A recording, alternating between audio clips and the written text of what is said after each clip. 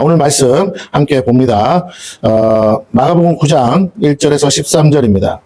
마가복음 9장 1절에서 13절. 페이지 수로 68페이지, 신약성경 68페이지입니다. 1절만 함께 합독합니다. 1절 다 같이 읽습니다. 시작. 또 그들에게 이르시되 내가 진실로 너희에게 이르노니 여기 서 있는 사람 중에는 죽기 전에 하나님의 나라가 권능으로 임하는 것을 볼 자들도 있느니라 하시니라. 오늘 제목은 하나님의 나라가 권능으로 임하는 것을 본 자들, 본 사람들이라는 제목으로 우리 은혜를 나누겠습니다. 진짜 하나님의 나라를 보신 분이 있습니까? 하나님의 나라는 그러면 어디에 임하는 것일까? 하나님의 나라는 누가 들어가고 볼 수 있느냐라는 것이겠죠? 오늘 본문을 통해서 우리 모두 하나님의 나라를 경험하는 저와 여러분이 되시기를 축원합니다. 자, 그러면서 다시 말씀으로 돌아갑니다. 1절입니다. 또 그들에게 이르시되. 오늘 본문의 내용은 사실 내용상 8장의 내용에서 이어지는 부분이거든요. 그러니까 예수님이 제자들 앞에서 말씀하신 내용이 있어요. 그 가운데 마지막 이제 말씀이 9장 1절입니다. 그래서 그들에게 말씀하시되 내가 진실로 너희에게 이르노니 그랬습니다. 여기 진실로라는 원문의 뜻은 아멘이라는 뜻이에요. 아멘을 2번 할 때도 있고 1번 할 때도 있는데 어쨌든 진실로 너희에게 이르노니 아멘이오라는 말은 반드시 그렇다는 거예요. 여기 서 있는 사람 중에는 제자들 12명의 제자들이 있었죠. 그 사람들 중에는 죽기 전에 하나님의 나라가 권능으로 임하는 것을 볼 자들도 있느니라 하시니라. 자, 죽기 전에 본다라는 거예요. 생전에 하나님의 나라가 권능으로 임하는 것을 육신의 눈으로 본다라는 거예요. 그래서 오늘 본문의 내용은 환상이 아니라는 거예요. 오늘 본문의 내용은 꿈이 아니라는 거예요. 오늘 본문의 내용은 하나님의 나라가 권능으로 임하는 것을 육신의 눈으로 목도한 사람들에 관한 내용이다라는 것입니다. 이 점을 명심하시고, 그렇다면 제자들 중에 그걸 본 사람들이 있다면 우리들도 그런 경험을 할 수 있는가? 예, 할 수 있습니다. 해야 합니다. 더 나아가서 여러분이 사모하셔야 돼요. 육신의 눈으로 본다고 해서 갑자기 막 천사들이 등장하고 막 그런 걸 얘기하는 게 아니라, 여기서 표현을 하나님의 나라를 본다 이렇게 표현 안 했어요. 하나님의 나라가 있는데 그 나라가 권능으로 임하는 거, 그걸 본다는 거예요. 여러분, 초대교회는 그렇게 시작했다는 거예요.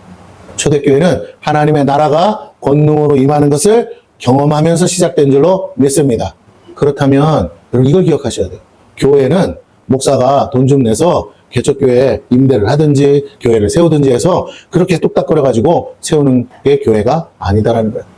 교회를 개척하라는 사명은 받을 수 있으나 그렇게 해서 교회가 쓴다고 해서 그게 교회는 아니라는 거예요. 공동체, 마음에 맞는 사람들 모아가지고 개척하려고 마음에 맞는 사람들 모아놓고 시작하면 그게 교회냐? 그것도 교회는 아니더라는 거예요. 그럼 진짜 교회는 어떻게 시작해야 되냐? 물론 사람도 있어야 됩니다. 우리가 예배 드릴 수 있는 장소도 있어야 돼요. 초대교회도 그랬죠. 마가의 다락방에 모였어요. 동시에 120문도가 함께 기도함으로 있었습니다. 네, 공동체가 기도했어요. 그때 누가? 성령께서, 예수님이 친히 하나님 아버지께 받아서 우리에게 주시겠다고 약속하신 성령이 교회에 임할 때 그때부터 교회가 시작됐다는 거예요.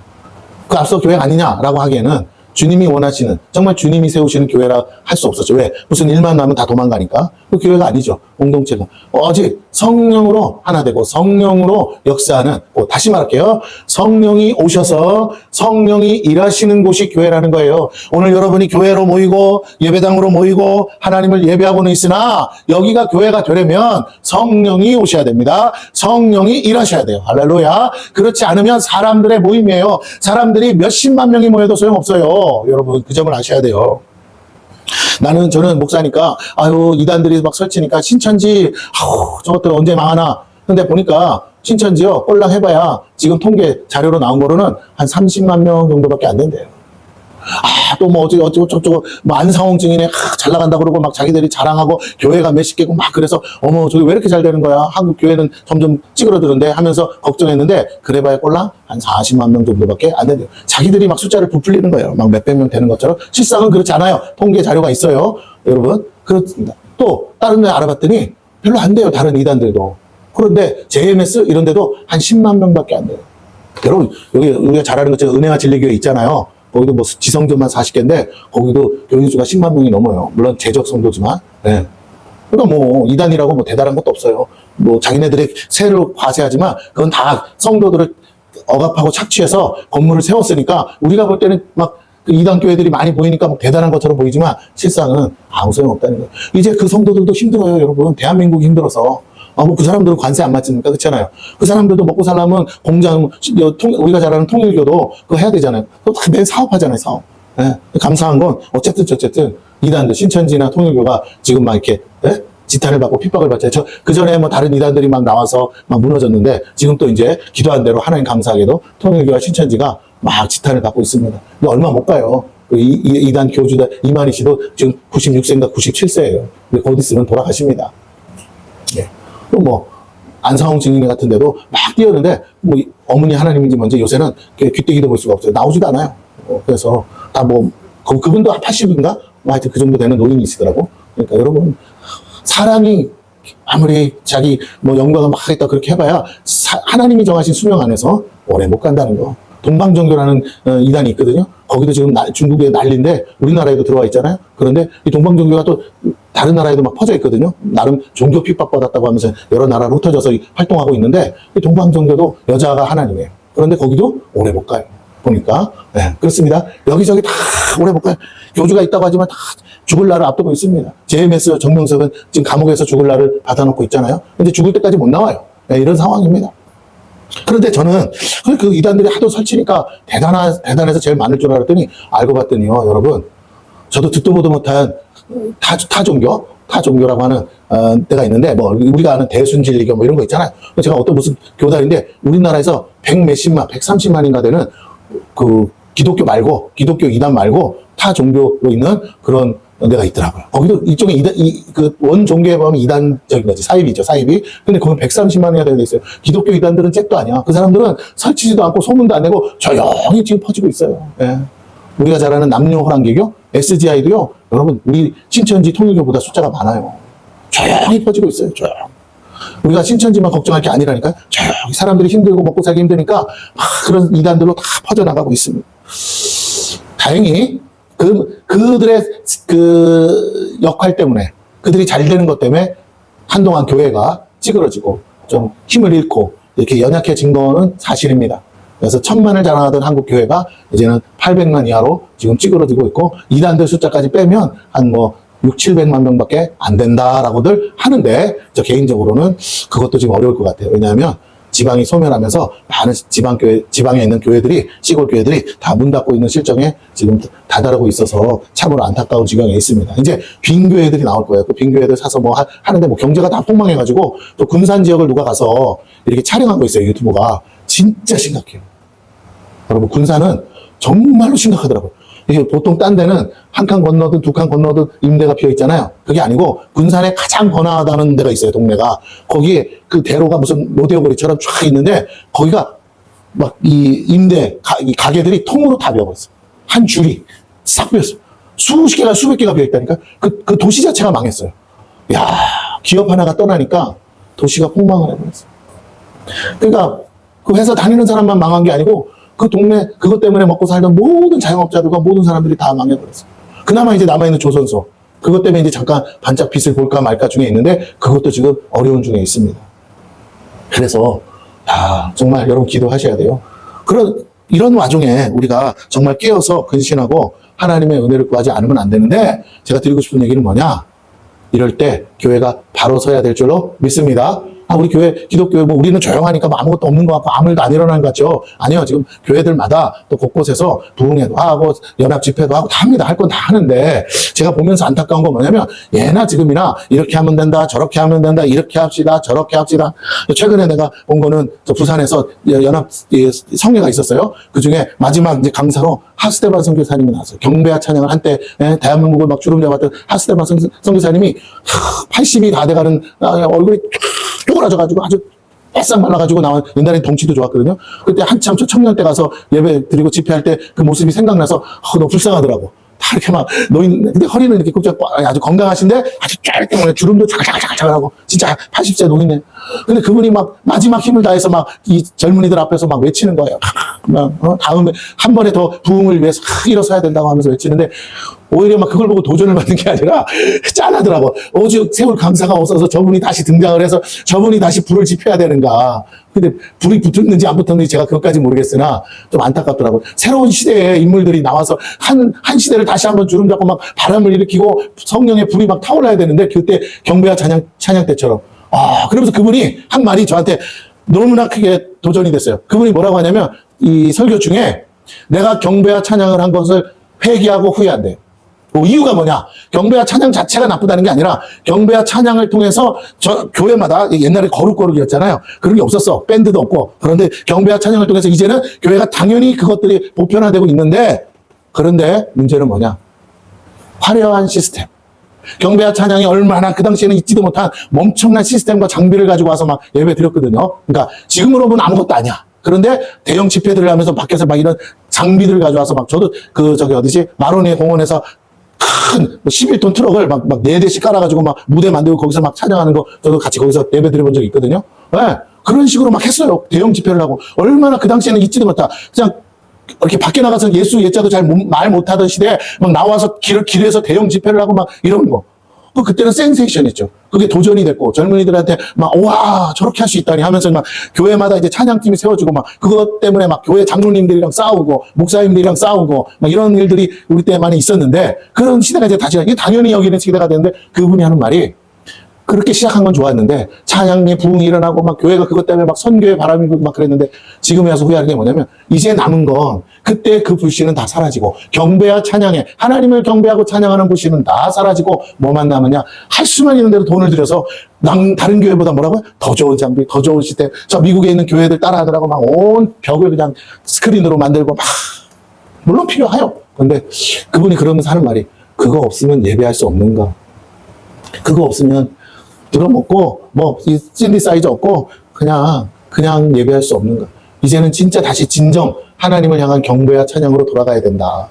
이런 거 필요 없는데 원래 우리 마룻바닥에서 기도하고 예배드리고 새벽 예배드리고 금요철에 하면서 눈물로 기도하고 방방방방 뛰고 정말 이런 시스템 없이도요 강사가 그냥 뭐라고 해요 찬양하면 다 같이 부르면서 막 기도원마다 박수 치면서 그냥 저희 기도원 가서 악기를 본 적이 있어요. 북이 악기였어요. 북을 치면서 막 찬양하고 그래도 막 성령의 불이 떨어졌다고요.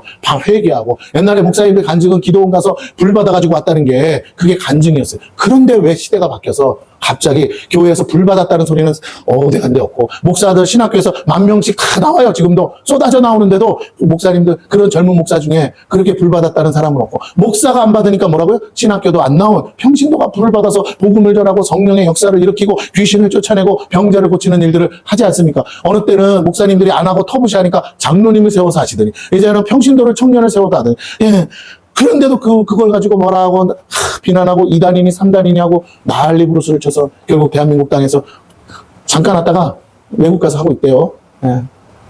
정말 어찌 보면 청년들이 원하는 건 화려한 시스템이 아니에요. 원래 청년들이 원하는 건 그게 아닐까. 왜? 본인들이 돈이 없어요. 그런 시스템은 저기 가수들이 하는 밴드나 그런 데 가면 몇 천만 원짜리 몇 억짜리 장비 가지고 가기 때문에 더 좋아요. 사실 거기 가서 자기가 돈 내고 얼마든지 즐길 수 있다고. 공연 문화가 활성화돼 있어서 어디든지 돈 몇십만 원, 요번에도 전야제 한다고 그러면서 막 사이도 나고 하잖아요. 그런 데 가서 하면 다 즐길 수 있는, 그게 더 화려하고 멋있어요. 굳이 교회가 그렇게까지 안 해도 된다고. 그런 교회가 있으면 갈란가 모르겠으나 저는 느껴요. 정말 아무것도 없으면 예배할 수 없는가. 청년들의 마음은 내 가슴에 불을 넣어줄 뭔가가 필요한 건데 그 불이 오는 게 중요한 거지 정작 이런 화려한 시스템이 하늘의 불을 땡기지는 못하더라고요. 왜 연주자 없으면 다 뭐예요? 그냥 고철덩어리죠 여기 반주자가 있으니까 저 장비가 빛을 발하는 거지. 여기 드럼 갖다 놔도 칠 사람 없으면 그냥 고물이에요. 고물. 얼마 안 있으면 제가 갖다 치워야 돼. 기도하고는 있는데 안 나타나면 올해 안에 안 나타나면 내가 갖다 이거 벌써 몇 번째 바꿔보는데 치워야 돼. 얼마 되지도 않지만 그래도 치워야 돼. 그리고 다시 한번 부탁을 드립니다. 하나님이 원하시는 건 저 전자 드럼이 아니고 전 전자 드럼을 치면서 찬양으로 봉사할 영혼인 줄로 믿습니다. 잘 치든 못 치든 하나님 앞에 찬양할 영혼이 필요한데 영혼이 없다는 거예요. 근데 일꾼이 왜 없는가? 다른 데 봤더니 잘 쳐서 시키지 않더라고요. 고등학생이고 중학생이고 하고 싶은 애들 했더니 뚝딱거리다가 어느 날 보면 뭐예요? 갑자기 잘 치기 시작해요. 하나님이 전에 제가 한 사람한테 정말 악기라고는 만져본 적도 없는 사람이 기도하다가 성령 받았어요. 그랬더니요, 악기만 보면 다쳐. 피아노도 배워본 적이 없는 사람이 피아노를 어떻게 치냐 그랬더니 악보를 볼 줄 몰라. 그냥 귀로 들으면 그냥 코드가 다 해서서 쳐진대. 그런 사람을 내가 몇 사람을 봤어요.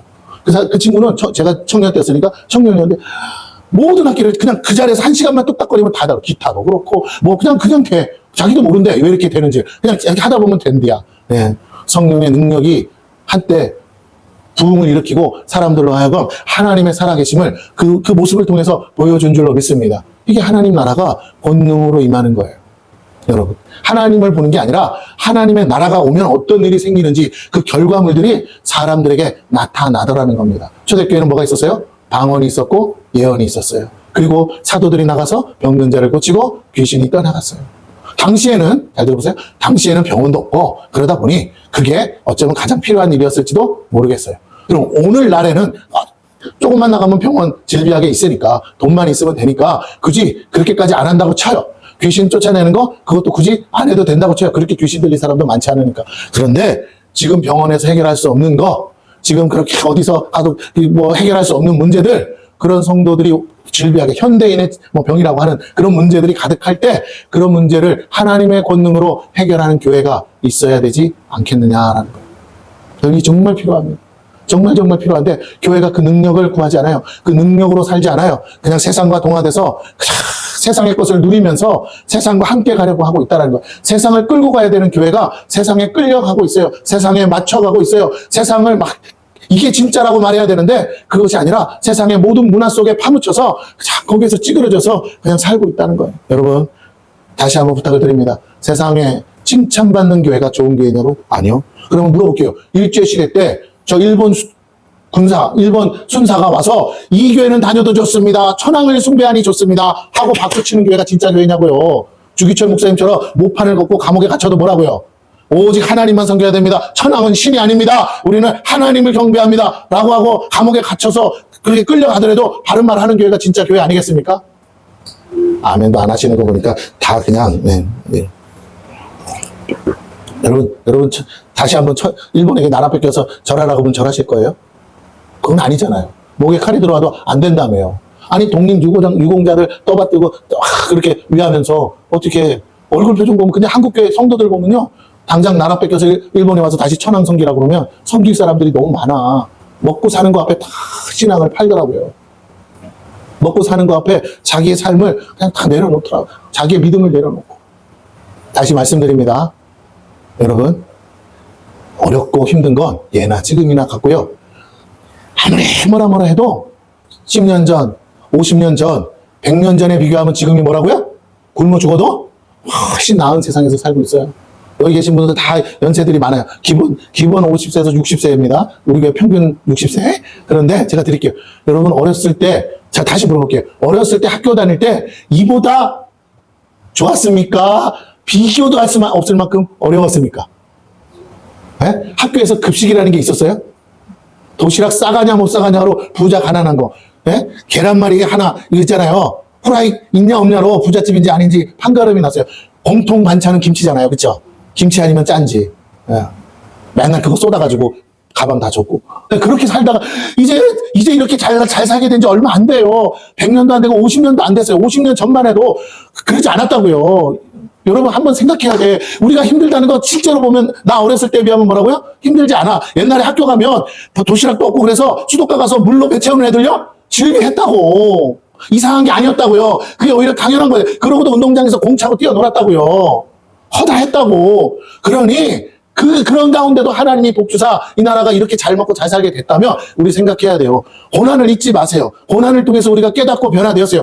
이렇게 가난해지면 안 되겠다고 정신 차려서 뭐 대통령이 해서 새마을 운동도 하고 해서 이만큼 부강하게 된 줄로 믿습니다. 더 나은 나라 만들려고. 그래서 곳곳마다 잘 들어보세요. 곳곳마다 새마을 운동도 했지만 그 전에 무슨 곳곳마다 뭐라고요? 우상 타파하고 새마을 운동하면서도 많이 했잖아요. 장승도 뽑아 없애고 성황당도 없애고 그러면서 해가지고 어떻게 하냐. 여러분 보세요. 그러기도 안 되면요. 댐을 만들어가지고 마을을 다 없애서라도 우상땅지 섬기는 마을을 다 없애고 발전소 만들어서 댐으로 전기했잖아요. 그때는 원자력이 없었으니까 하면서 국가가 발전하려고 모두가 애를 쓰고 힘을 썼어요. 그런데 더 중요한 거 거기 함께 앞장선 건 교회였어요. 맞습니까? 어린아이들 가르치고 주일학교 만들고 학교도 못 배우는 애들 데려다가 한글 가르치고 선물이 뭐였냐? 연필 한 자루만 주면요 애들 동네 애들 다 왔어요. 옛날 우리 김희진 씨 간증 들어보셨죠? 그때 빵이랑 연필 막 이렇게 줬다. 서울만 좋았지 서울 밖에 지방은 뭐라고요? 친장로 도로도 없는 포장도로도 없는 그런 꼴짝이. 저도 옛날에 시골 할머니 사는데 가려고 그러면요 아니 서울에서 지금 같으면 한 서너 시간이면 갈 길을 옛날에는 거의 하루를 다 보냈어요. 뭐 거기서 뭐 뭐죠? 고속터미널 탔다가 또 바깥 타서 직행 탔다가 또 그 안에 들어가서 또 뭐 한 서너 번을 갈아타야만 시골에 갔다니까요. 논밭길을 가고 어떻게 이렇게 갑자기 좋아졌냐? 어떻게 이렇게 살기 좋아지냐? 여러분이 외국을 다녀보시면 알겠지만 우리나라랑 똑같이 50년, 60년 지난 나라인데도 여전히 발전하지 않는 나라가 뭐라고요? 전 세계에 허다하게 많아요. 허다하게 많아요. 대만을 가보세요. 대만이 뭐 반도체 만들고 잘한다죠. 근데 대만에 지금 일반 이런 우리 청년 같은 애들 초봉이 얼마인 줄 아세요? 100만 원에서 150만 원 사이래요. 지금도 실제로. 최저임금보다도 못해요. 그렇게 지금 일을 하고 먹고 살고 있어요. 그 대만이라는 나라가. 다시 한번 말씀을 드립니다. 우리가 이렇게 우리 안에 갇혀서 있으면 안 돼요. 세계를 봐야 돼. 그리고 우리가 얼마나 잘 사는지를 알아야 돼요. 근데 이 모든 것을 역사적으로 짚어봐야 돼. 어떻게 이렇게 빠르고 급하게 잘 살 수 있었느냐. 동네마다 구석구석마다 하나님이 은혜 주셔서, 잘 드세요? 은혜 주셔서 먹고 살기 힘들어서 길이 없어, 소망이 없어, 답이 없어. 그런데 선교사가 와서 전도자가 와서 동네 목사님이 와서 뭐라고 예수 믿으면 우리도 잘 살 수 있고 예수 믿으면 부자 될 수 있고 예수 믿으면 된다고 해서 그 가난뱅이 아이들이 그 가난한 사람들이 예수 붙잡고 시작해서 공부하고 예수 믿다고 붙잡고 유학도 가고 예수 믿고 그래서 교회 예배당 다니면서 인생이 바뀌어서 하나님 믿는 믿음으로 지금까지 이렇게 잘 된 줄로 믿습니다. 그중에 수많은 목회자들이 또 교회를 세우고 아무도 예수 안 믿는 동네 가서 또 내 고향에 가서 예수 전해야 된다고 그러면서 또 전하고 교회 세우고 지금은 교회가 없는 곳이 없고 그렇게 해서 부유해졌는데 어느 날부터인가 하스데반 선교사님의 말을 빌려서 제가 다시 전하자면 어느 날 예배당은 화려하게 남아있어요. 몇백 명 몇천 명 들어가는 시골 교회들 있다니까요. 그런데 가보면 할머니들 10대 명 앉아있어. 그 큰 성전에 우리 빈 거요 아무것도 아니에요. 시골 교회 가면 10대 명 앉아있어요. 그게 동네 사람 전부야. 어떤 데는 예배당이 그렇게 했는데 목사님 가정밖에 없어. 왜? 동네 사람들 다 떠나서. 요번에 불탄데요? 경상도에 불 났잖아요? 거기 동네들 지금 몇 동네가 다 동네 사람들이 다 도망가. 왜? 집을 세울 수가 없어. 또 비 오면 또 근본적으로 대책이 없으니까. 전라도 지역이요? 지금 또 난리예요. 요번에 비 와가지고요? 뉴스를 안 내보내준다니까요, 지금. 지방 뉴스에는 나오는데, 여러분, 메인 뉴스에 안 나와. 왜? 너무 심각하고 너무 참혹해서.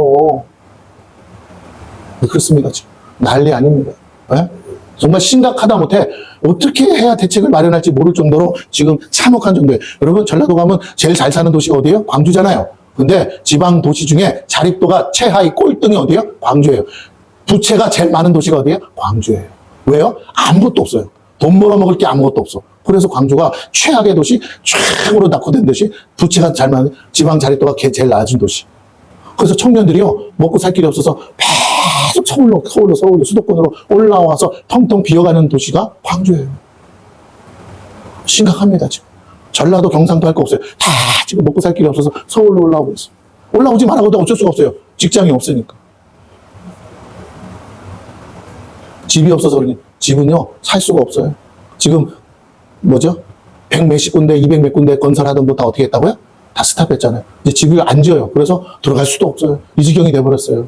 여러분 제가 이 말씀을 드리는 이유는 왜 이렇게 됐느냐? 나라 우리가 대통령 탓하고 뭐고 탓 아니요. 여러분 그전에도 다 쉽게 말할게요. 대통령들은 다 썩을 놈들이었어요. 다 대통령 시켜놨더니 뭐라고요? 나라 위해서 일할 것 같더니 다 뒷구녕으로 그 밑에 사람들도 다 그렇고 대통령이 안 하면 밑에 사람들 대통령이 안 하면 그 자식들 다 우리가 수도 없이 봤잖아요. 장로님을 세워도 소용없고 다 지금은 하고 싶은 말은 제가 뭐냐? 근데 어떻게 그때는 안 무너지고 있었는데 지금 교회가 바로 서 있을 때는 그래도 뭐라고 하나님이 지켜주셨는데 오늘날 교회가 뭘 잃어버렸어요? 성령의 능력을 잃어버렸어요. 하나님의 권능을 잃어버렸어요. 적어도 믿든 안 믿든 개척교회 가도 뭐라고요? 우리 교회 불 떨어집니다 하고 했는데 요즘은요 다 먹고 살만한지 교체교회 우리 교회 불 떨어지는 교회입니다 그러면요 안 가요. 이단인 줄 알고 이 지경이 됐어요. 30, 40대 가요? 그런 교회를 안 가려고 그래. 뭐 이상한 된 건 줄 알고. 한국 교회가 망할 짓을 스스로 자처했다. 고상한 척, 멋있는 척, 의로운 척 했는데 정작 보면 욕은 다 처먹고요. 아니 실제로 말할게요. 교회보다 더 많이 사회봉사, 복지활동한 데가 없어요. 예? 천주교는 교회에 비하면 1%예요. 교회를 100이라고 치면. 천주교가 봉사한 건 1%밖에 안 돼. 그런데도 교회를 욕해. 그래서 다 무너져. 이제 복지 활동도 없어요. 교회가 뭐 베푸는 것도 없어져서. 지금 이 난리인데, 그럼 교회도 없어지고 있어요. 근데 왜 없어지는가 봤더니, 큰 교회들은 있어요. 사람들은 멋지게 화려하게 차려놓고, 시설 잘 되어 있는 거, 막 화려한 장비들 가지고, 막 공연장처럼 예배하는 거, 불 다 꺼놓고 막 예배 드려요. 그런데, 통계 자료를 보면, 교회가 점점 사라져가고 있다고요. 그 교회는 전도 안 해도 사람들이 믿던 사람들이. 근데, 정말 생짜, 불신자를 전도하는 교회, 작은 교회들은 점점 사라지고 있다고요. 그러니 새신자가 늘어나질 않는 거야. 이 교회 하다가 무너지면 큰 교회로 다 가버리니까 새신자를 만들어 불신자를 전도할, 여러분 생각해보세요. 5천만 명이 아직도 있어요. 그 중에 4천만 명은 불신자라고요. 그런데 이단들은 그렇게 전도하는데 한국 교회는 전도를 안 해. 전도하면 더 이상하게 봐. 전도하면 욕을 해요. 너나 잘하라 그러고. 근데 소문은 안 나. 교회들은 그렇게 많은데도, 목사님은 그렇게 많이 나오는데도 어디서 불 떨어졌다는 데는 없어요. 응답받았다는 데도 없고. 하나님이 역사를 안 했었냐고요? 아니, 역사해요. 하는데 숫자적으로 보자면 그렇다는 거예요. 다시 볼게요. 성경을 똑바로 보고 제대로 보고 정말 이 시대 가운데 하나님이 원하시는 교회가 되려면 어떻게 해야 되는가? 여러분, 저와 여러분이 하나님의 권능을 보는 자들이 되기를 축원합니다. 하나님의 권능을 볼 수 있어요. 여러분이 예수님 제자 되길 원하세요? 그럼 예수님도 제자들에게 보여주셨잖아. 그러면 제자들이 믿음 좋아서 본 게 아니잖아요. 그러면 하나님이 뭐 하신다고요? 보여주려고 하신다고요. 근데 어떻게 해야 보여준다고? 구해야 주셔요. 그게 뭔지 몰라도 하나님 나라를 구하라 하셨으니 하나님 나라가 권능으로 임하는 것을 보게 하여 달라고 기도하셔야 될 줄로 믿습니다. 할렐루야. 아멘. 하나님 나라가 뭔데요? 네, 설명할게요.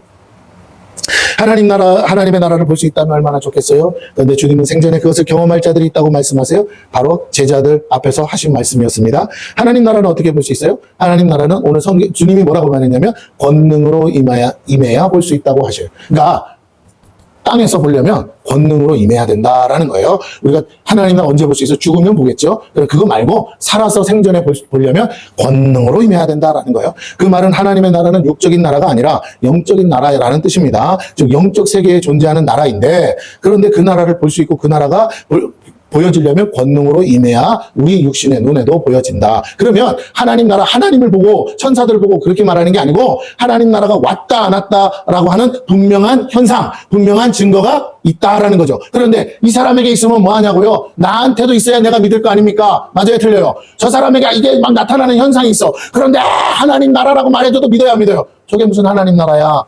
근데 나한테 나타나야 뭐라고요? 하나님 나라인 줄 알겠죠. 그게 방언이냐 뭐냐가 아니고 그것이 내가 스스로 느낄 때 뭐라고요? 하나님이 오셨다라고 느낄 만한 뭔가가 경험돼야 되지 않겠어요? 그 얘기를 하는 거예요. 자, 초대교회는 방언과 성령의 역사, 불같은 성령의 역사였다면 오늘 우리에게도 그와 같은, 여러분에게 하나님 나라가 오늘 나에게 임하셨다고, 하나님이 오셨다고 말할 만한 영적인 현상, 영적인 하나님의 권능이 있어야 될 줄로 믿습니다. 아니, 말로 믿으라고 그런다고 믿겠어요? 그럴 사람이 누가 있겠어요? 경험해야지. 체험해야죠. 그래서 기독교는 체험의 종교 아닙니까? 권능은 뭐라요? 성령의 능력을 말하는 거 우리가 잘 알고 있죠? 너에게 권능이 임하시면. 그죠? 예, 네, 그렇죠. 너에게 성령이 임하시면 너희가 권능을 받을 것이라고 했잖아요. 그러니까 권능은 그 성령의 능력을 말해요. 하나님의 영광을 말하기도 합니다. 영적인 나라가 육적인 세계에 임재하는 것을 말하고 그것을 육으로 본다라는 거죠. 육으로 보기 위해서 영의 세계가 육의 차원에서 경험됨을 우리가 알 수 있습니다. 육체적 감각으로 보고 듣고 느껴진다는 거죠. 그것을 가능하게 하는 것이 성령의 능력이라고 오늘 성경은 말합니다. 성령의 능력이 임하면 육체를 가지고도 영적인 세계를 경험할 수 있다라는 거예요. 제가 반복해서 말하는 건 핵심이 성령에 있는 거예요. 동시에 하나님의 나라는 영광으로 임하기 때문에 빛의 세계라는 것이, 하나님은 빛이라 했습니다. 빛 가운데서 우리는 경험하게 된다는 거죠. 어떤 빛이요? 눈으로 보는 빛? 아니고 우리의 마음에 비춰지는 빛이죠. 이 빛은 영적인 빛이지만 육적인 감각으로도 느끼고 볼 수 있게 된다고 오늘 주님은 말씀하세요. 영적인 빛이기 때문에 빛이 임하면 우리는 영적 지식을 갖게 되고 진리를 깨닫게 되는 거예요. 영적인 빛이 왔다라는 거 말은 빛이 내 마음에 비춰졌다. 그건 뭐야? 어둠 속에서는 보이지 않잖아요. 그 깨닫을 수가 없잖아요. 인식을 못하는 거잖아. 그럼 내가 모르는 걸 알게 되는 것도 인식이지 않습니까? 자각하는 거. 그것처럼 빛이 임하면 하나님의 존재를 인식하고 자각하게 되고 믿어지게 되는 거예요. 할렐루야. 하나 성경에 써 있으니까. 그게 아니고 성경에 써 있는 게 진리라고 믿어지고 자각하게 되고 깨닫게 되는 거예요. 깨달음이 온다는 거예요. 이제까지 몰랐던 진리가 깨달아진다는 거예요. 그것이 바로 하나님의 존재를 느끼게 되고 알게 된다는 것이죠. 하나님의 나라는 하나님의 존재가 계시고 통치하시는 곳이기 때문에 빛으로 가득하고 그 빛 가운데서 빛을 발하시는 분이 하나님이시기 때문에 하나님의 영광에 노출되게 되고 그 순간 하나님의 존재와 그분에 대한 영적 지식이 강권적으로 알게 되고 그 앞에 엎드러지게 된다라는 겁니다. 여러분, 간혹과학자들이, 천문학자들이 망원경으로도 뭐도 이렇게 해서 우주를 찍어서 우리에게 사진으로 보여주잖아요. 근데 가시광선의 영역에서 보면 우리가 이렇게 허블 망원경을 보면 별이 보이긴 보이는데 한계가 있어요. 그래서 보여지는 그 자체는 우리가 보는 것처럼 총천연색 컬러가 아니에요. 천문학자들이 전파 망원경이라는 걸 통해서 우리 눈으로 볼 수 없는 가시광선 이외에 적외선이라든지 자외선 영역에 있는 많은 전파들을 받아서 그걸 우리 눈으로는 볼 수가 없고 식별이 안 되니까 거기다가 색깔을 칠해서 우리에게 마치 사진처럼 보여주는 거예요. 그러니까 실제로 아름답고 멋지지만 실상은 그렇게 우리 눈에 보여지 않은, 우주로 가면 그냥 시커먼 하늘인 거야. 그런데 거기에 가스가 있대. 그거 어떻게 있는지 어떻게 알아? 전파가 오니까. 그럼 어떻게 해야 돼요? 그 색깔을 칠해줘야 되는. 그 화려한 색깔로 칠해서 보여주기 때문에 멋있다, 아름답다 그러는 것이 실제로 그렇지 않다는 겁니다. 보이지 않는 영역을 우리가 볼 수 있는 영역으로 표현해 줬다는 거예요. 다시 말씀드립니다. 하나님의 영적 세계도 성경에 보면 하나님이 빛을 비춘다. 이 말은 영적으로 볼 수 있느냐 없느냐의 문제가 아니라 하나님의 빛이, 그 빛이 임해야만, 우리가 빛이 와야만 이 세계를 인식하듯이 색깔이 있는지 없는지 가시광선의 영역을 보듯이 하나님의 빛이 와야만 영적인 세계를 인식할 수 있다는 거예요. 이해가 되십니까? 영적인 존재가 있다고 해서 인식되는 게 아니에요. 우리는 유한한 영적 존재이기 때문에 우리가 아무리 영이 살아있어도 영의 세계를 볼 수가 없어요. 하나님의 빛이 임해야만 뭐라고요? 볼 수 있다는 거, 인식할 수 있어요. 천사를 본다 그러면 뭐예요? 육신의 눈으로는 인식할 수 없는 것을 하나님의 빛이 와야만 그 빛이 반사돼서 뭐라고요? 천사의 존재를 보는 것처럼 모든 피조물은 하나님의 빛을 뭐 하는 거라고요? 이것처럼 반사하는 존재라고요. 맞습니까? 그것처럼 우리는 그렇게 반사된 하나님의 빛으로 인해서 인식되고 반사된 지식, 반사된 것을 감각적으로 우리는 육신의 감각으로 인식하고 깨닫듯이 우리의 영적인 감각이 그것을 인식하고 받아들이면, 전파를 받아들이면 전파의 그 안테나가 있는 것처럼 우리 육신의 눈에 안 보이잖아요. 그래도 라디오 주파수 잡으면 나오잖아요. 소리도 들리고. 전파를 뭘로 바꿔서 소리로 바꾼 거죠. 전파를 뭘로 바꿔요? 화면으로 바꾸니까 텔레비를 보는 거죠. 공중에 다 떠다닌단 말이에요. 아니 그러면 무슨 가수가 노래하는 게 막 들려야 되는데 안 들리잖아요. 그걸 그러니까 조용히 우리가 살지. 그게 소리로 들린다고 생각해보세요. 여러분의 귓구녕이 그렇게 트랜지스터가 돼서 다 한다면 여러분 살겠어요? 시끄러워서도 못 살아. 그런데 우리의 감각, 영적 감각이 하나님의 빛이 임해서 성령의 능력이 임하며 그것이 들리고 볼 수 있게끔 뭐 한다고요? 열어준다고요. 그때부터 인식하는 거야. 내 안에서 깨닫기 시작하는 거야. 육신으로 봐서만이 아니라 하나님이 계신 게 맞구나. 하나님이 천국에 있는 게 맞구나. 이게 깨달아지고 믿어지고 내 안에서 발견되는 거예요. 여러분, 이 경험이 교회 안에 있어야 될 줄로 믿습니다. 오늘날 교회가 다 죽어서 없다는 게 아니고 있는 교회들은 살아나겠죠. 성도들이 살아나요. 성도들의 모습을 보면 변화된 삶을 살고 그러면 저분이 하나님 만났고 정말 영적인 체험을 했구나 알 수 있어요. 변화되지 않는 방언은 의미 없어요. 변화되지 않는 예언은 아무짝에 쓸모없어요. 변화되지 않는 성령의 능력도 아무 의미가 없는 거예요. 결과적으로 뭐예요? 너희가 마음을 새롭게 함으로 변화를 받아 뭐라고요? 하나님의 선하시고 기뻐하시고 온전한 뜻이 무엇인지를 분별해서 너희 몸을 뭐라고요? 거룩한 산제물로 드려라. 이것이 하나님이 받으실 영적 예배라. 할렐루야. 아니 말씀에 사도 바울이 3층 전까지 갔다 온 사도 바울이 하는 말은 몸으로서 예배하지 않으면 다 말짱 도루묵이다. 오케이? TV 앞에 앉아서 목사님 설교 듣는다고 은혜가 되어 한다고 예배가 되지 않아요. 여러분의 몸뚱아리가 움직여서 하나님의 전에 나와 찬양하고 기도하고 예배해야, 말씀을 들어야 그게 예배인 줄로 믿습니다. 나를 제물 삼아 각을 떠서 내가 나의 제사장이 되어서 죄 많은 내 인생을 예수의 보혈로 씻고 이 몸을 뭐해? 각을 떠서 하나님의 제단 앞에 던져 드려야 된다고요. 여러분, 제사장은 칼질 안 해.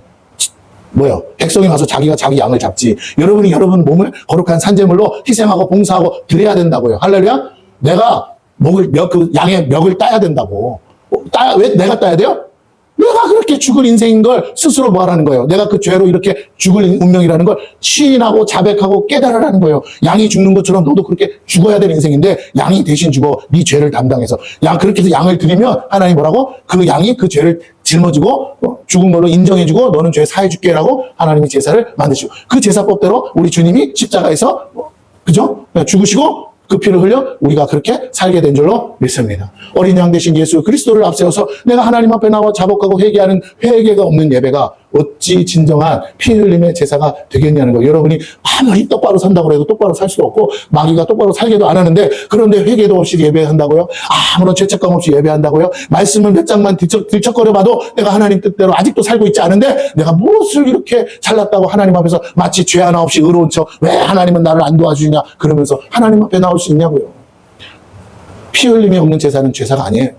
예수 보혈이 오늘도 이 성전에 가득히 차야 될 줄로 믿습니다. 여러분이 그 예수의 보혈을 바르시고 그 성령의 능력을 받으셔서 세상은 너무 험악한데 마귀 새끼가 가득한 지옥과 다름없는데 우는 사자처럼 나를 삼키려고 하는데 하나님 내게 마귀와 싸워 이길 수 있는 지혜와 능력을 달라고 기도하셔서 그 능력으로 나가서 승리하고 돌아와야 될 줄로 믿습니다. 돌아올 때는 그냥 오지 않고 한 영혼이라도 건져서 오늘 내가 승리했습니다 하고 그렇게 하나님 앞에 또 죄인된 영혼 데리고 와서 하나님 앞에 드릴 때 하나님은 그 제사를 기뻐 받으실 줄로 믿습니다. 어떻게 받으신다고요? 춤추며 받으신다. 춤추시는 하나님.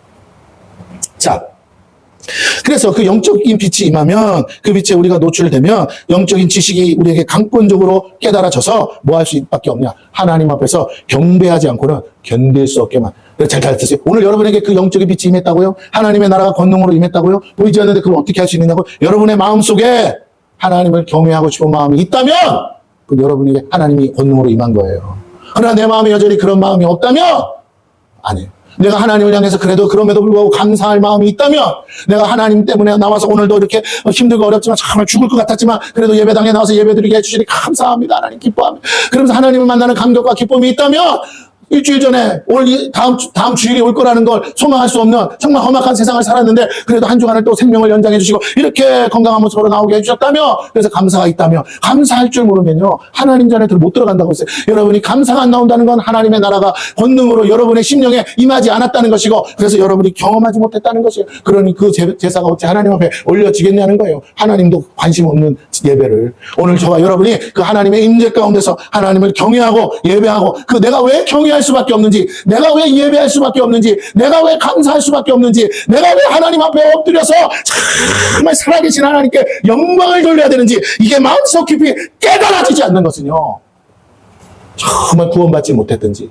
아니면 너무나 마귀에게 씌어서 강팍할 대로 강팍해졌다든지 아니면 어둠이 가득 가려서 진리의 빛을 가려막고 있어서 죄악으로 간영해서 그래서 아직도 무너져 있기 때문에 깨닫지 못하는 것일 수도 있다는 거예요. 가장 불쌍한 사람들이에요.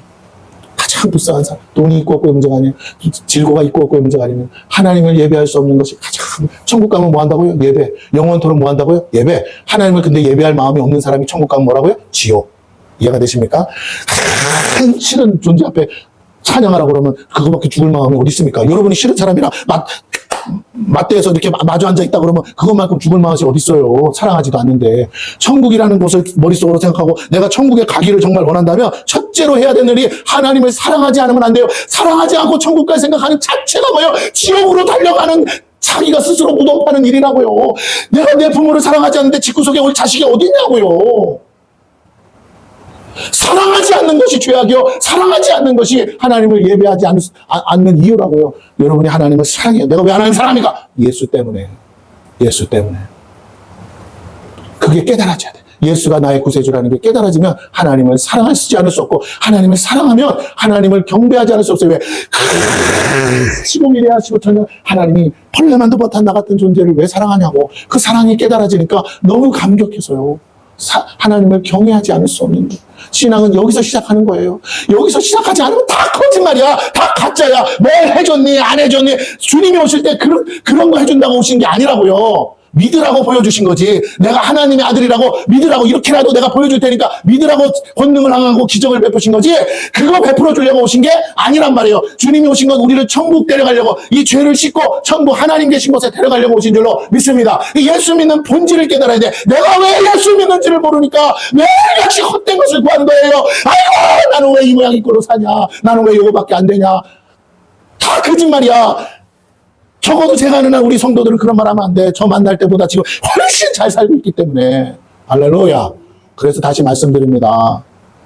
다시 말씀드려요. 여러분 감사하셔야 돼요. 당장 주머니에 돈 없는 건 불편한 일이야. 짜증나는 일이야. 그런데 짜증나는 일을 허락하신 하나님이 뭘 보고 싶을까요? 그럼에도 불구하고 네가 깨닫고 여전히 감사할 수 있다고? 야, 너 됐다. 내가 축복하리. 정말 감사할 수 없는 중에도 뭐 한다고요? 감사할 수 있어? 너 첫사랑 안 잃어버렸구나. 고맙다. 여전히 그것 때문에 하나님 사랑하고 하나님 날 낳아주신 부모가 나에게 해준 게 별로 없어. 옆집 아줌마에 비하면 저 집 새끼 내 친구는 해외여행 뻑하면 가고 저렇게 잘 먹고 잘 사는데 우리 엄마 아버지는 다 이렇게 그지같이 가난해서 나한테 맨날 나가서 돈이나 벌어오라고 그러고 돈 벌어서 맨날 뭐 갖다 바치라고 그러고 사달라고 그러고. 우리 애들이 그래. 그런데 용돈도 안 주고 생전 용돈 줘본 적 경험도 없어. 그런데 뭐라고요? 다시 말씀드려요. 나이 30, 40이 넘어도 어디 나가서 알바도 못하고 돈도 못 벌어오는 새끼로 기르느니 차라리 뭐라고요? 가난해서 야 내가 너를 일시키고 싶어서가 아니라 네가 원하는 거 사서 쓰려면 나가서 알바해야 돼. 할렐루야? 왜 알바하는 거야? 자랑 좀 할게요. 이럴 때 자랑 좀 해야지. 나는 나 자랑하고 싶은 게 아니라 하나님 자랑하고 싶어서. 그렇게 나가서 알바하고요. 돈 버는 공부할 시간도 없는 가서 막 잔소리 떼잔소리 했어요. 그래도 이번에 시험 봐서 성적표 나왔는데 서영이가 3등하고 서진이가 4등 했대요. 자기 학년에서. 네, 몇 명 되는지 뭐. 아니 근데 과가 다 다른 과 전체에서 학년별로 해서 3, 4등 했대요. 지들은 말 안 하지만 이제 저한테 막 그거 받자마자 자랑을 하더라고. 내가 별로 시큰둥했어요. 그 말하면 또 상처받을까 그 말 안 해서 1등은 누가 했냐? 1등 못했냐 이거죠. 근데 다음에 1등 하면 좋겠지요. 뭐 안 해도 좋아요. 근데 그 알바하고 저도 알잖아요. 알바하고 피곤해가지고 자고 공부할 시간도 없는데도 그 바쁜 중에도 해서 성적 나왔다니까 얼마나 감사해. 할렐루야. 내가 뭘 잘해준 것도 없는데 누가 기르신 거라고요? 하나님이 길렀어요. 오히려 저는 오랜만에 왔지만 다 했다며. 다 끝냈다며. 어려운 박사학위 그죠? 이제 받는 거 아니야. 맞아요 틀려요? 못 받아? 벌써 받았어? 아직 조금 남았지만 이제 거의 다 된 거 아니야. 다 논문은 끝냈을 거니까. 그래. 이제 조금 있으면 이제 대학도 빠이빠이, 그쵸? 이제 직장 가야 돼. 참, 이걸 어떻게 따나 했는데, 되잖아. 본인 생각에는 내년에도 돼야 될 것 같았는데, 내년에도 이 학교에 남아있어야 되나 했는데, 또 마무리 되잖아. 이제 이 학기만 잘 마치면 끝나는 거예요. 엄마가 얼마나 기도했겠어. 주여, 난 돈 없어요. 하면서. 장가도 가야 되고. 그렇잖아. 내년 학기까지 가면요, 여자친구가 딴 데 가버린다고, 못 기다려서. 요새는 군대도 안 기다려. 1년 반짜리 군대도 안 기다려준대잖아. 그런데 뭐, 다시 말씀드릴게요. 하나님이 기르시고, 하나님이 하시는 줄로 믿습니다. 별로 해준 것도 없잖아요. 그쵸? 근데 문제는 뭐예요? 기도했다고. 그죠? 매일같이 나와서 기도했어. 내가 못 해주니까 기도밖에 없어. 근데 신기한 거, 내가 하려고 그러면 그렇게 안 되는데, 하나님이 하시니까 뭐라고요? 하나님이 모든 것을 동원해서 역사하셔서 열매를 주시는 줄로 믿습니다. 저 하나님 자랑하고 싶은 거예요, 지금. 내가 해준 게 없는데.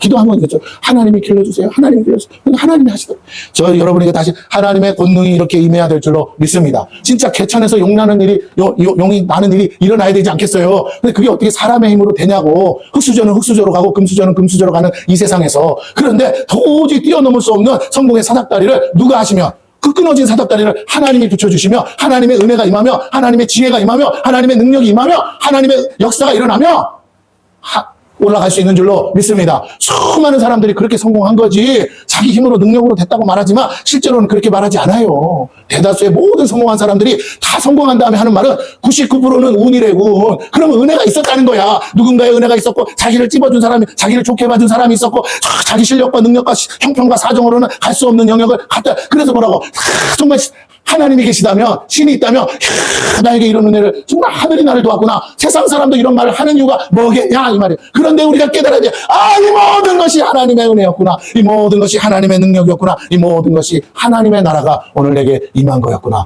할렐루야. 그래서 오늘 주님이 본문에 뭐라고 그러냐면 아주 할 수 있거든이 무슨 말이냐? 믿는 자에게 뭐라고요? 능치 못함이 없다고도 하셨어요. 앞서 우리 지난주에 그 말씀 하신 거예요. 그리고 이제 오늘 말씀을 이어갑니다. 자, 이 영적 체험을 너희들 중에 할 사람이 있어. 그러고는 엿새 후가 돼요. 2절, 3절, 우리 쭉 해서 8절까지 한번 해보겠습니다. 엿새 후에 예수께서 베드로와 야고보와 요한을 데리시고 따로 높은 산에 올라가셨더니 6일, 일주일밖에 안 지난 거예요. 그들 앞에서 변형대사 갑자기 예수님이 바뀌었어요. 그 옷이 광채가 나며 세상에서 빨래하는 자가 그렇게 희귀할 수 없을 만큼 휘어졌더라. 보통 사람들이 볼 수 없는 산꼭대기로 간 거예요. 거기서 갑자기 예수님이 하나님의 나라가 임하는 것을 보여주셨어요. 이에 엘리야가 모세와 함께 그들에게 나타나 예수와 더불어 말하거늘 베드로가 예수께 고하되 라삐여 우리가 여기 있는 것이 좋사오니 우리가 초막셋을 짓되 하나는 주를 위하여 하나는 모세를 위하여 하나는 엘리야를 위하여 하사이다 하니 이는 그들이 몹시 무서워함으로 그가 무슨 말을 할지 알지 못함이더라. 마치 구름이 와서 그들을 덮으며 구름 속에서 소리가 나되 이는 내 사랑하는 아들이니 너희는 그의 말을 들으라 하는지라. 문득 둘러보니 아무도 보이지 아니하고 오직 예수와 자기들 뿐이었더라. 할렐루야. 자, 제가 원고는 좀 길게 써놨지만 앞에서 설명 다 했기 때문에 간단하게 본문의 말씀을 설명합니다. 변화산에서 하나님의 나라가 실제로 임한 것을 이 제자들이 3명이 목격했습니다. 예수님이 변화되신 모습을 봤어요. 정말 그 어떤 것과 비교할 수 없을 만큼 광채가 나고 휘어진 모습을 봤어요. 그러니까 세상 사람이 아닌 거야. 세상에서 경험할 수 없는 세계를 경험했어요. 그것은 하나님 나라라는 거죠. 저 천국에서나 경험할 것인데 그 천국의 실제 상황을 예수님이 잠시 제자들에게 변화산 위에서 보여주셨어요. 왜 변화산이냐? 이거 예수님 변화돼서 이걸 보여줬기 때문에 변화산이라고 하는데 실제 산 이름은 따로 있겠죠. 자, 어쨌든 그 산에서 이렇게 보여주셨는데 베드로가 갑자기 쓸데없는 소리를 하는 거예요. 내가 모세와 엘리야와 주님을 해서 초막을 3개 지키겠습니다. 어느 세월이지요. 그런데 뭐 어떻게든 놀라고 정신이 없으니까 그런 말을 했는지는 모르겠어요. 딴에는 최선을 다해서 한 말인데 한번 뒤집어 볼게요. 세상의 옷이 아무리 좋다 한들 지금 예수님이 입고 있는 옷보다 좋은 게 없다라는 거예요. 표현상. 그러면 이보다 좋은 것을 갖고 이보다 좋은 옷을 입은 예수님이 사는 집은 얼마나 좋겠어. 모세가 엘리야가 사는 집은 얼마나 좋겠어요. 저 천국이 있다면 그 집은 얼마나 좋겠냐고. 그런데 이 땅에서 베드로가 꼴랑 지어봐야 조그만 초막 짓는데 그게 무슨 대단하겠냐고요. 인생이 매일 하는 일이 이렇다고요. 우리가 하나님 나라를 경험하지 못하면 세상에서 가장 좋다는 걸 쫓아 살아요. 세상에서 가장 성공했다는 걸 쫓아 살고 세상에서 가장 멋있다는 걸 쫓아 살아요. 돈을 아무리 긁어 모아도 그냥 거기서 해 아래 새 것이 없듯이 그냥 남보다 조금 좋은 거야. 그 안에서 집을 궁궐같이 만들고 해도요 다 못 누려요. 다 방방이를 뭐하러 가봐. 그렇잖아요. 내가 잠잘 방은 하나인데 다 손님들 와서 주무시는 방에 내가 왜 가서 자. 우리가 아무리 좋다 한들 주인도 자기 방보다 더 좋은 방을 손님에게 내주는 일이 없듯이 그 궁궐을 아무리 무슨 99칸짜리 짐을 진들 내가 사는 앞방보다 좋게 하겠냐고. 그렇다면 그래서 그 나머지 방을 다 매일매일 돌아가면서 잠자는 게 아니듯이 오늘 우리가 한번 생각해보자. 그 좋다는 게 다 아무것도 아니라고요. 이 땅에서 짓는 그 조그마한 것에 불과하다고. 그렇다면 한번 여러분에게 만약 하늘의 것을 봤다면 내가 직접 천국 올라가서 내 집을 보고 하나님이 지어주시는 집을 본다면 이 땅의 것에 더 이상 소망이 없겠죠. 이 땅에 좋은 것이 편리하고 좋은 줄은 알아요. 남보다 아프리카 사람보다 내가 더 훨씬 잘 사는 건 알겠어요. 그런데 우리가 만약 이렇게 살다가 아프리카 가버리면 사라질까요? 못 사라질까요? 못 살죠. 힘들어서도 못 살죠. 매일 빨래하고 매일 샤워하다가 물도 없는 곳에 가서 살려고 그러면 못 살겠죠. 아무나 선교사 하는 거 아니에요. 선교사님들은 무조건 존경해야 돼. 할렐루야. 네. 우리는 죽었다 깨나도 단 하루만 여행 갔다 와도 뭐라고요? 제대로 안 돼 있으면 못 사는 곳에 가서 선교하는 거니까. 이해가 되시죠? 여러분이 선교사님들 보고 잘하니 못하니 이런 거 따지면 안 돼요. 일단 가신 것만으로 뭐라고요? 무조건 존경해야 돼. 네. 말도 안 통하는 곳에 가서 문화도 안 통하는 곳에 가서 산다는 게 얼마나 힘든데요. 어차피 외국인이잖아. 차별받을 수밖에 없잖아요. 맞죠? 그러니까 그런 곳에 가서 복음 전한다는 게 얼마나 힘들어요. 그러니 특히 공산주의에 가서 복음 전하는 건 더더욱 힘들죠. 다 감시 안 되잖아요. 다 안 되잖아요. 그러니까 여러분에게 다시 한번 부탁드립니다. 기도해 주셔야 돼요. 할렐루야. 우리가 기도해. 내가 자녀들을 위해서 기도했더니 하나님이 일하셨더라. 우리가 여기서 기도하지 마. 하나님이 일하실 줄로 믿습니다. 아니 도와줘도 내가 가서 도와주는 것보다 거기서 도울 자를 만나는 게 더 빠르고 좋지 않겠습니까? 거기 공산국가에서 그래도 지위가 높은 공산당원 중에 한 사람이 좋게 봐주면 어려운 일 만나도 뭐라고요? 다 빼주고 다 도와줄 거 아니에요. 맞습니까? 뇌물을 준들 들어주겠냐고. 그 사람 마음에 뭐 이렇게 좋게 봐줘야 되지. 하나님이 그 은혜를 베푸셔야 된다고. 근데 알고 봤더니 그 공산당원이 말하기를 우리 엄마가 옛날에 예수 믿었어요. 그러면 예수 복음 전하는 사람들을 좋게 봐주지 않겠습니까? 예, 이런 거 하게 많아요. 저 북한에 가도 그렇고 어느 날 가서 보면은요 공안들이 와서 숨겨주는 사람 보니까 뭐라고? 저 할머니 자기 부모가 예수 믿었다고 그러면서 자기가 갖고 있는 쪽석 성경책 한조각 보여주더래요. 그러면서 안심하라고. 예. 여러분에게 다시 부탁을 드립니다. 하나님의 나라가 우리 가운데 임하면 영적인 세계가 열리면 이 땅의 것은 다 뭐라고요? 그냥 좋은 건 좋은데 우리가 목숨 걸고 취해야 될 만큼 생명과 바꿀 만큼 좋은 것은 하나도 없더라. 나이만 먹어도 병만 들어도요 다 헛되고 헛된 거라고 느껴지시잖아요.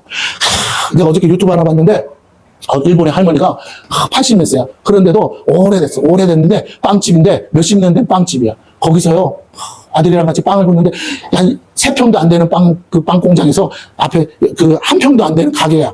그래서 그대로 이제 하는데 할머니가 고개를 못 들어. 우리 권사님 같은데 고개 들리면서 고개를 땅에 쳐갖고 이러고 빵을 이렇게 해가지고 아들은 빵을 구우면 그걸 날르고 그걸 포장하고 그거하고 할머니가요 유치원까지 배달도 가시더라고요. 그거 보고 우리가 기가 막혔어요. 저러고도 일을 하시나. 근데 매일 밤 11시에 시작해서 아침 7시까지 해서 빵을 만들어서 딱 팔고. 근데 소문이 나가지고 얼마나 맛있는지 그날 아침으로 다 나가. 한 400개 만든대요. 그럼 다 나가. 동네 사람 다 와서. 동네 사람 아니고도 다 와서 사가대요. 얼마나 소문이 났는지. 예, 그런 분들이 있어. 그러면 평생에 어디 놀러 가고 그러면 어째요? 평생 매일같이 빵 만드는. 근데 건강하게 잘 사시고 행복해 하시더라고. 빵 만드는 거. 행복이 많은 것을 가져야 행복이 아니더라고요. 어느 공원 같은 데 있어요. 관광지인가 봐. 거기 할아버지는요, 50년 동안 다 쓰러져 가는 이런 요리 보면은 이렇게 떡볶이 파는 집들 있잖아요. 이렇게. 또 이렇게 정류장 앞에 그런 거 차려놓고 50년 동안 단 하루도 쉬지 않고 핫도그를 만들어서 파시더라고요. 할아버지 연세가 아주 80 넘었어. 어떤 분은 또 90이 다 돼가는 분들. 일본에 그런 분들이 그렇게 많아요. 그 연세에도 일을 하면서 요리를 하고 빵을 팔고 막 그래 핫도그를 팔고 사람들이 2시간, 3시간씩 줄 서서 그걸 사 먹는데 얼마나 유명하면 2시간, 3시간 줄 서는 분도 대단해. 근데 그분은 아침에 일어나서 개새끼 한 마리 끌고 와가지고 하루 종일 핫도그 만들어서 몸도 불편해. 뭐, 이거 허리가 꼽아버려. 이걸 피지를 못해. 이러고도 핫도그를 만들더라고, 앉아가지고. 한 평도 안 되는 그 가게에서. 근데도 행복해 하시더라고. 이런 거 생각해보면 그분이 무슨 해외여행 갔겠어요? 나이아가라 폭포를 구경 갔겠어요? 근데 제가 물어볼게요. 갔는지 안 갔는지 모르지만 그분의 진짜 행복은 아침에 눈 뜨고 다시 나와서 일하고 가게 문 열고 일하는 것인 줄로 믿습니다. 세상 사는 것도 진짜 행복은 이렇게 건강해서 아무것도 아니지만 내가 가치가 있잖아요. 돈을 벌잖아요. 의미 있고 가치 있게 사는 게 행복인 줄 알고 사시는데 하물며 죽어서 가는 세상 천국을 만나고 천국을 경험한 우리가 그 할아버지 그 할머니보다 못해서야 생기는. 근데 우리 얼굴은 항상 우거지상이고 뭐가 마음에 안 들고 엄청 그냥 정말 예수 믿는 사람이 아니라 어디 재수없는 사람같이 막 저주 아래 사는 것처럼 살았어야 되겠냐고요. 하나님이 물어봐요. 너 정말 구원받은 사람 맞아? 정말 예수 믿는 사람 맞아? 너 정말 천국 갈 사람 맞아? 너 네 믿음대로 된다고 했잖아. 너 그거 맞냐고. 그게 믿어지면 이렇게 살면 안 되는 거야. 있고 없고는 중요하지 않아. 오늘이라도 내가 너를 부르면 이유 불문하고 가지고 있는 거 다 내려놓고 와야 돼. 오히려 그것 때문에 자식들이 싸울 수도 있다고. 차라리 없는 게 나올 수 있어. 차라리 없어서 자식들이 행복할 수 있다고. 오히려 없는 자식들이 엄마 아버지 돌아가셨다고 3일장이 아니라 맨날 며칠 49제를 드리면서 아쉬워해. 정신 차려. 너가 정말 어떻게 살아야 되는지 깨달아야 돼. 오늘 여기서 천국을 소망하고 천국이 믿어지고 하나님 나라가 있다고 믿고 그곳에 갈 수 있다고 믿어지고 그곳에 갈 수 있게 해주신 하나님을 믿는다면 오늘 하루 여러분 감사함으로 사시기를 축원합니다. 기쁨으로 사시기를 축원합니다. 할렐루야. 그 사람이 진짜 하나님의 나라를 맛본 사람이요 하나님의 권능이 임하는 거예요. 아멘. 오늘 얼굴에 침 못 뱉는다. 여러분 한번 물어볼게요. 우리 청년이 여자친구가 있다고 들었으니까 여자친구를 만났는데 만날 때마다 인상을 찌푸리고 만날 때마다 징징거리고 만날 때마다 뭐 이상한 또도 못한 사람 욕을 했었고 만날 때마다 막 뭘 해줘도 다 마음에 안 든다고 짜증내면 어떡할 거야? 그런 사람들이 있긴 있어 진짜. 어떡할 거야? 너 학교에 가보면 이유 없이 혹은 아침부터 저녁까지 짜증내고 막 그런 친구들 있어 없어? 있어. 아니, 뭘 남이 잘못한 것도 없는데 그냥 아침부터 와가지고 짜증내면서 주변 분위기 다 험악하게 하고 막 하는 사람이 있어. 괜히 막 누가 건드리기만 막 하면서 욕하는 사람도 있고 짜증을 막 하여튼 인생 전체가 시작부터 끝까지가 짜증으로 시작해서 짜증으로 끝나는 사람들이 있더라고요. 내가 보면 감사할 만큼 없는 삶인데도 여러분 그런 사람 만나고 싶으세요? 그런 사람과 같이 살고 싶으세요? 난 내 자식이라도 그러면요 내쫓고 싶어요. 왜? 미워서가 아니고요 싫어서. 싫은 것과 미운 건 다른 거죠. 미워서가 아니고 뭐라고요? 같이 있으면 나까지 망가질 것 같아서 싫어서 차라리 뭐 하는 게 낫다고. 혼자 있는 게 100번 1000번 나을 것 같아서. 혼자 있으면 적어도 짜증은 안 낼 것 같아서. 여러분 주변에 그런 사람들이 있기를 바랍니다. 아멘도 안 하시네요. 여러분 가장 좋은 건요 내가 그 사람 되는 거예요. 오지 말라도 사람들이 와요. 왜? 만나고 싶은 사람, 함께하고 싶은 사람, 기쁜 사람이니까. 널 만나면 뭐든지 작은 거면 감사해요, 고마워요.